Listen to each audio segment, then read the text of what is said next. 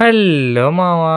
నిన్న జెండాల పండగ కాబట్టి నిన్న, ఈరోజైతే హాలిడే ఉండింది. అందుకని మేమైతే చిత్తూరుకెళ్ళాం నేను, మా అన్న కలిసి. జెండాల పండగైతే చిత్తూరుకెందుకురా అని అడిగితే, చిత్తూరుకి దగ్గరలో ఒక వాటర్ పార్క్ అయితే ఓపెన్ అయిందంట మావ. అందుకని మా అక్క, బావ, పిల్లలం అందరం కలిసి అయితే వెళ్ళిపోయాం. టికెట్లు మాత్రం ఒక్కొక్కరికి 699 ఎంతో పడింది మావ.